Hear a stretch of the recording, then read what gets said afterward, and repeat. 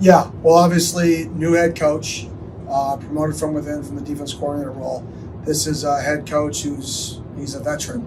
You know, he's worked for some of the best head coaches in the country, dating back to his time in Minnesota, Wake Forest, Wyoming, going back to small ball, starting at Mount Union. So having his entire process of he's only been around winning teams and winning cultures.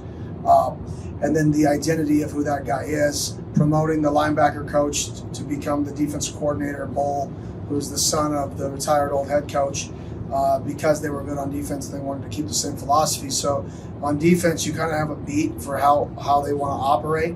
At the same token, they were really good on defense, but everybody changes and has wrinkles. So trying to stay ahead of the curve of what wrinkles may they add in their system, what teams in their system have added wrinkles in the past that they may now add from the same coaching tree, right? So you kind of chase some ghosts, try not to chase too many, but you definitely have to chase some this offseason in order to keep you sanely insane as a coach, right? You got to do that. And then from their offensive side of the ball, it's a little trickier because you're adding a guy who's been a coordinator before from a different scheme, a guy who was way more tempo, a guy who was more 11 personnel, more open sets, RPOs.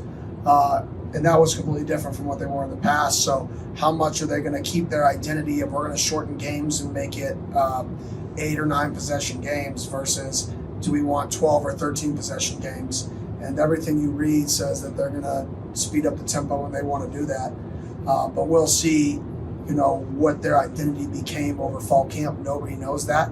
And we all know they can have the identity to run the football at you directly, not around you, directly, and shorten games. So that's still going to be there if they need it. It's just going to be a matter of what they choose to do.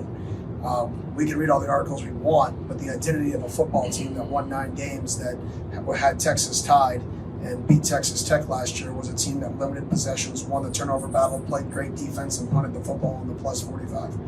And I'd be shocked if that identity completely changed with all the success they've had there. We all silly like the mayor.